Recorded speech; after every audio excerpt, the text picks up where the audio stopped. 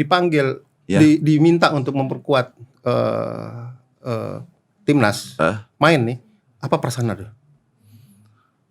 Beda Om, kita bermain di klub dengan di timnas tuh beda. Oke.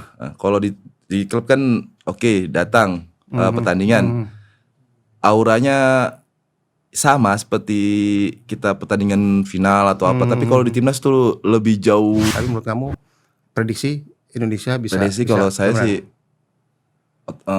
di kandang kita nih lawan Cina menang, nanti lawan Jepang, ya kan? Insya Allah menang. Seperti kita bola crossing harusnya maju dan tidak kan itu tergantung pengalaman. Iya Om, kalau menurut saya kayak gitu. Sekarang makanya saya memilih Emil dari kiper yang lain.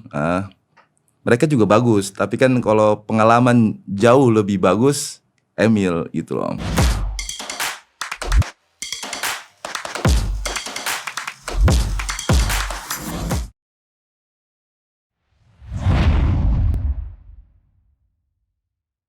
Assalamualaikum. Salam bicara bola, salam sehat dan sejahtera buat kita semua. Pada momen yang berbahagia ini, saya Ferry Kodrat alias Ferkot akan membahas soal tim nasional. Tim nasional itu, kok kayak kita kalau bicara sepak bola, kalau Indonesia, kalau tidak bicara timnas itu kayak gak pas. Timnas itu selalu panas, sehingga layak untuk dibahas agar yang ada dalam pikiran kita bisa lepas. Dan untuk membahas tim nasional kita yang akan berjuang mengarungi partai hidup mati melawan China tanggal 5 Juni nanti di GBK, saya mau ngobrol-ngobrol bersama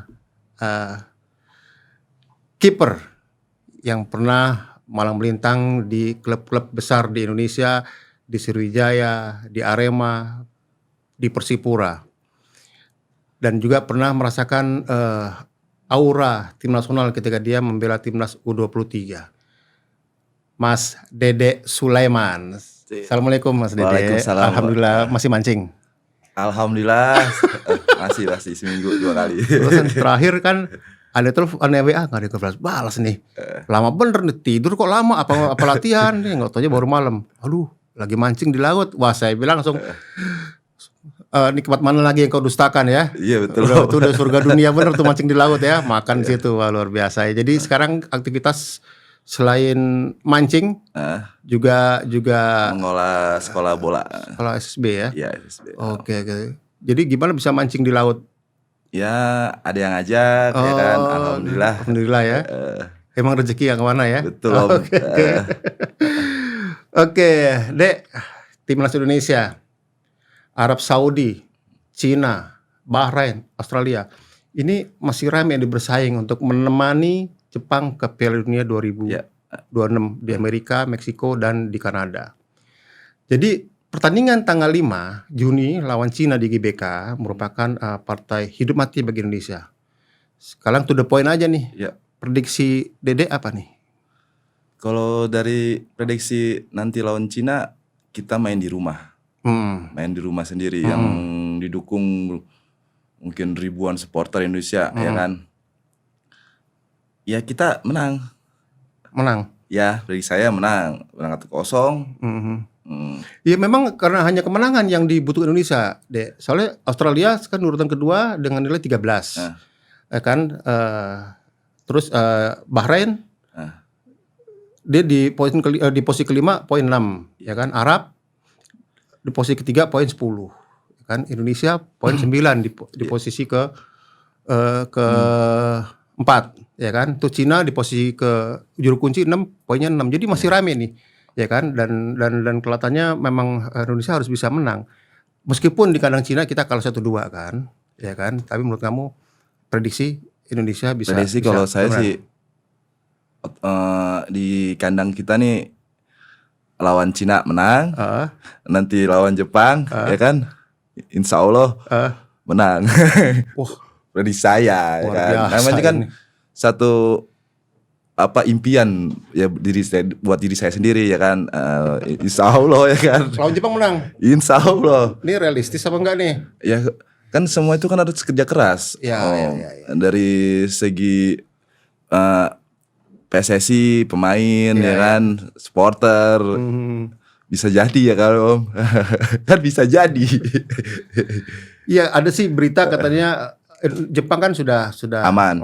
Kalau seandainya Jepang akan menurunkan pemain Mungkin bisa cadangan. Tapi jangan salah loh, Dek. Iya, cadangannya kayak pemain inti kan.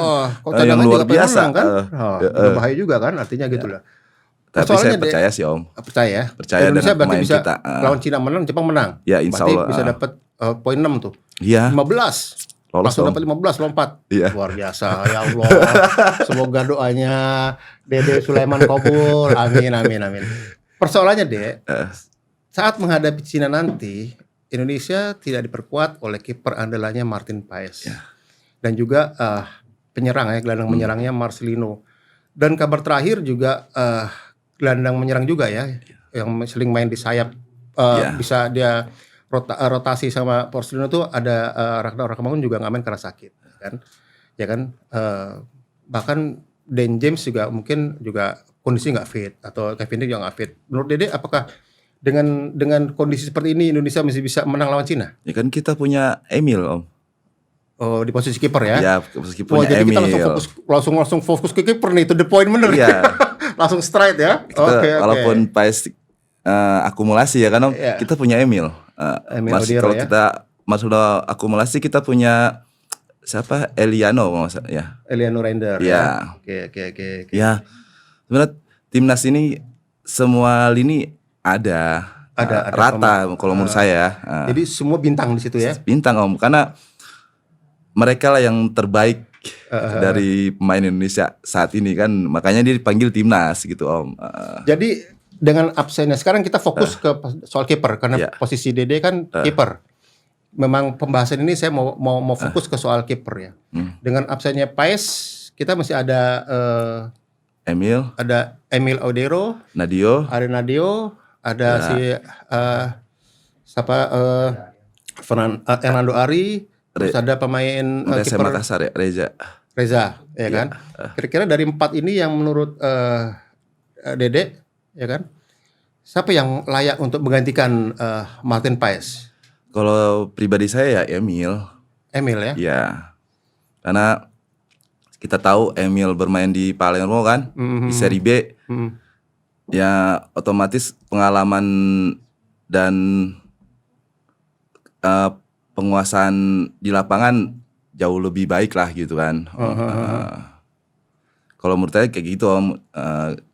Bukan berarti yang 3 ini tidak punya pengalaman Om ya. Tapi kalau saya pribadi ya Emil ya? Iya. Karena kemarin dia juga udah pernah bermain di GBK ya kan. Dia kan udah tahu atmosfernya penonton. Pernah menyaksikan timnas main di GBK. Sudah tahu atmosfer ya. Dan nanti tuh GBK kan konon sih yang terjual sudah 80.000 tiketnya. Luar biasa ya. Om nonton nggak? Saya malah main. Saya kalau di Dede Restui saya yang gantiin Martin Paes kalau saya boleh, kalau di Restui loh ya. Jadi gini persoalannya deh. Kalau Dede menjagokan Emil Audero ini kan berarti kan debut pertama dia di timnas bersama Indonesia. Sementara di belakangnya ada si Nadio dan si Hernando Ari yang sudah punya pengalaman bermain di tim nasional. Ini nggak berisiko? Kalau saya menurut saya pribadi tuh enggak Om, karena saya yakin Emil kan pesepak profesional, yang main benar-benar liganya luar biasa di Liga Serie A, Liga ini Serie B-nya kan Palermo, dan juga di Palermo juga kan utama kan. Oke. Kalau saya lihat ya kan, jadi saya tidak meragukan lah. Oke, mungkin dari pengalaman yang diperoleh Emil main di Palermo di Liga Italia Serie B ya kan, mungkin dia sudah bisa menghandle tekanan. Betul ya. Tekanan stadion, tekanan penonton segala macam ya. Tapi persoalannya kan yang saya ini sekarang ke vertikal nih, bukan ke horizontal. Ke vertikalnya ke horizontalnya adalah dia kan chemistry-nya harus sudah terbangun dengan para pemain lainnya kan. Nah, chemistry ini kan penting buat sebuah tim. Menurut Dede, apakah Emil bisa secepat itu beradaptasi dengan para pemain tim nasional? Karena Emil kan sebelum lawan Cina lawan apa Tom? Sebelum Bahrain sama Emil itu masuk ketika Indonesia kan lawan Bahrain kemarin itu kita menang 1-0. Waktu lawan Australia kita kalah 5-1. Emil itu sudah masuk, tapi kan itu kan Clifford mempercayakan pada Martin Paes, kalah 5-1. 1-5 dari Australia. Terus di waktu itu sudah berpikir nih orang-orang, wah Martin Paes mungkin psikologisnya terganggu, agak terguncang setelah kalah 1-5. Iya betul. Emil pantaslah untuk lawan Bahrain, tapi ternyata Clifford ngambil keputusan tetap menempatkan Paes di bawah mister gawang, artinya Indonesia bisa menang 1-0 sama Bahrain. Ya, artinya kan belum ada kesempatan bagi Emil untuk bermain nih, ya kan? Kalau karena saya penjaga gawang kan, benar-benar penjaga gawang, karena chemistry itu kalau saya pribadi dalam latihan dalam setiap latihan, karena mereka waktu itu sudah berlatih sama-sama dan sekarang ini pemusatan latihan, otomatis kalau chemistry itu dapatnya dari latihan, dari main Seido, main game, ya kan. Nah di pertandingan itu akan muncul sendiri chemistry itu. Jadi chemistry dipengaruhi oleh suasana di dalam latihan. Itu ya. Betul, Jadi itu yang sebenarnya harus dipupuk di situ ya, dari situnya ya. Nanti untuk pas pertandingan itu akan dapat chemistry-nya. Kalau kita datang pertandingan besok, kita datang malam ini ya itu nggak akan dapat. Tapi kan udah lama Emil datang ke Indonesia latihan bersama teman-teman pemain timnas, ya kan, otomatis chemistry itu akan dapat dalam pertandingan kalau menurut saya. Boleh tahu Dede waktu di U23 sempat main timnas? Sempat ya, beberapa kali ya. Waktu pertama kali dipanggil, diminta untuk memperkuat timnas, main nih, apa perasaan ada? Beda kita bermain di klub dengan di timnas tuh beda. Kalau di klub kan datang pertandingan, auranya sama seperti kita pertandingan final atau apa, tapi kalau di timnas tuh lebih jauh, kalau menurut saya lebih jauh berpikir gitu loh. Kalau kita buat kesalahan, buat ini lebih tegang lah kalau menurut saya kalau di timnas. Kalau menurut saya ya. Wah bahaya dong kalau lebih tegang. Lebih termotivasi atau lebih tegang nih? Lebih tegang kalau menurut saya nih. Kalau ke timnas sama klub beda, tapi kalau di timnas tuh lebih tegang, lebih terfokus gitu loh. Dan motivasi lebih tinggi otomatis kan, karena kesalahan, karena ini kan membawa nama negara kan begitu kalau menurut saya ya kan. Jadi otomatis nanti Emil akan benar-benar fokus Iya. Tapi tegangnya itu yang agak bikin saya deg-degan juga nih. Tapi kan dia kayak profesional, beda dengan saya kan masih junior Iya kan. Artinya kan kita harus membedakan. Menempatkan seorang kiper nih. Iya, karena kan pengalamannya dari Jupe, Inter kan pernah di sana kan, beda dengan saya. Saya mah kan kiper aja, kiper lokal ya kan. Jadi tetap milih Emil kalau saya. Tidak Hernando, tidak Nadio, tidak juga Reza. Tidak kalau saya lebih ambil sedikit risiko, jangan terlalu sangat berisiko lah kalau kitain, tapi kalau kita Emil sedikit lah risikonya kan gitu. Gitu. Kenapa sedikit risiko? Karena kemampuan Emil di atas pengalamannya, mereka. Pengalaman dan kemampuan di atas mereka. Semua kemampuan hampir sama, tapi kan kita melihat sekarang penjaga gawang tuh harus melihat pengalamannya gitu. Iya, pengalaman dan skillnya ya kan. Iya, pengalaman itu benar-benar sangat memberikan dalam satu pertandingan seorang penjaga gawang. Kalau menurut saya ya seperti kita bola crossing harusnya maju dan tidak, kan itu tergantung pengalaman. Iya, kalau menurut saya kayak gitu. Sekarang makanya saya memilih Emil dari kiper yang lain. Mereka juga bagus, tapi kan kalau pengalaman jauh lebih bagus Emil gitu loh. Padahal kalau kita bicara pengalaman Hernando Ari bersama tim nasional lebih banyak timbang Emil. Emil malah belum pernah bermain tim nasional kan, dari bicara pengalaman ya. Kan pengalaman pertandingan internasional ya kan itu di penting klub-klub ya kan. Oke. Apa, Dek? Nanti jika Emil tampil bagus lawan China, apakah dia pantas untuk jadi kiper utama kita lawan Jepang? Atau lebih baik kembali lagi ke Paes? Kalau itu sih tergantung selera goalkeeper dan coach Patrick, Iya. ya kan. Mereka yang menentukan. Iya. Kalau saya jadi pelatih kipernya, saya juga bingung. Ya kan? Jadi antara kemampuan Emil dan Paes 11-12 nih. Iya, karena kan dia mungkin punya kelemahannya A, yang B, tapi kan kelemahannya itu kan sedikit, ya kan. Tapi kalau saya jadi pelatih kiper, mereka saya bingung siapa yang mau saya turunkan, ya kan. Oke, gitu jadi. Iya. Oke, terus kalau saya melihat bahwa Emil sama Paes ya masih, kalau dari sisi strategi Clifford ya 3-4-3, Emil juga masih bisa untuk memainkan strategi seperti itu ya. Sepak bola seperti itu masih bisa ya.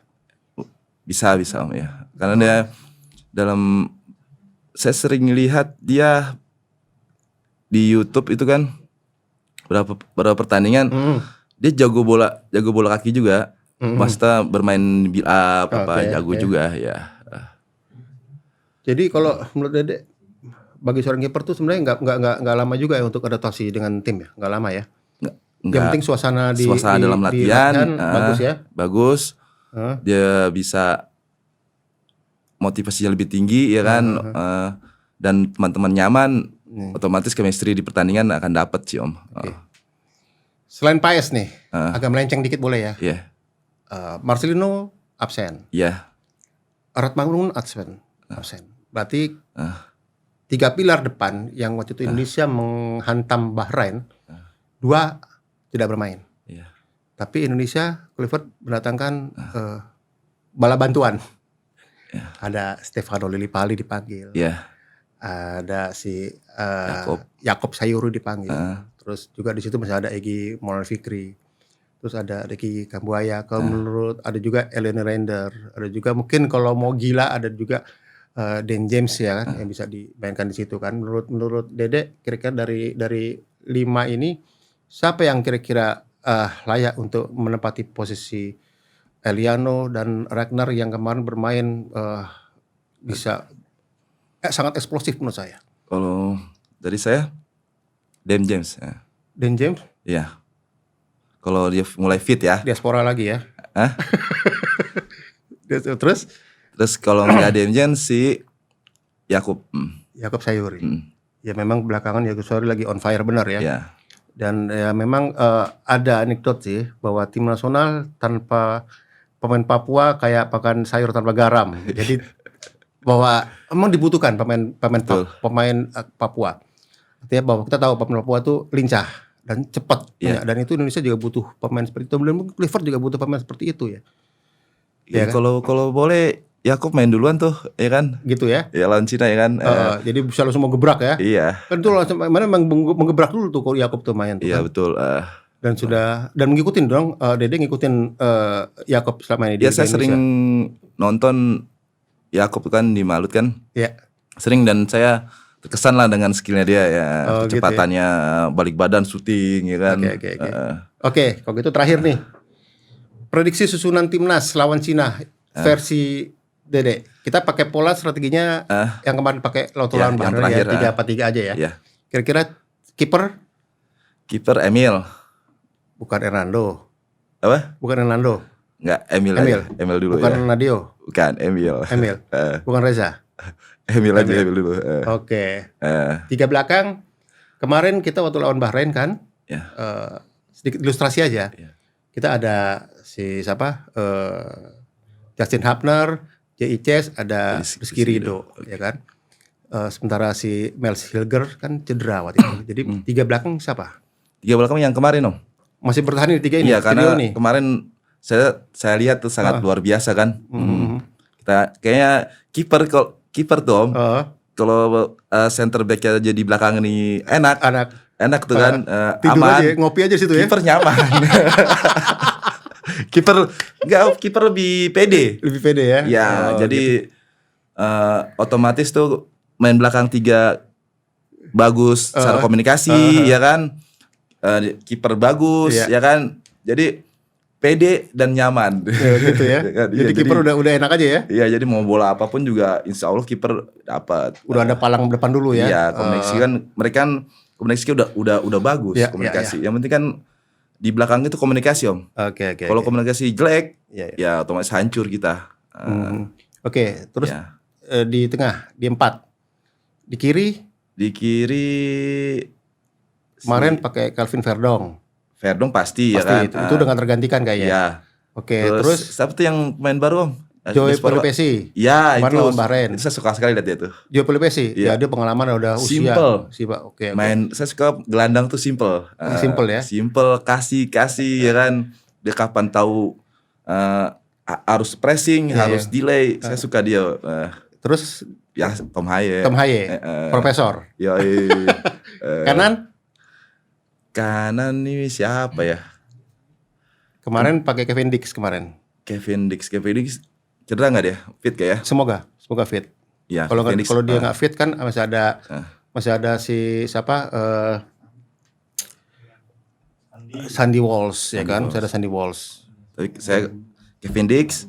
Terus di tengah oleh depan ya? Iya depan. Oleh Romani. Terus di kanan Yakob. Ya.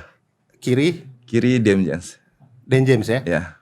Wah gitu ya. Jadi ada dua binaan lokal ya. Ya. Rizky Ridho dan Yakob Sayuri. Oke. Karena menurut saya Rizky layak. Oke. Saya luar biasa lah kalau menurut saya di timnas ya. Dan Yakob berapa kali saya nonton Malut kan? Dia luar biasa, Om. Iya. Mungkin yang lain saya tidak menonton. Pas kebetulan saya lihat TV, Malut yang main saya nonton dia kan. Jadi terakhir skor berapa Indonesia Cina? 1-0. 1-0. Iya. Oke, sahabat bicara bola. 1-0 buat kemenangan Indonesia dari Dede. Oke, terima kasih banyak Dede. Terima kasih, Om. Alhamdulillah, Sama-sama. terima kasih.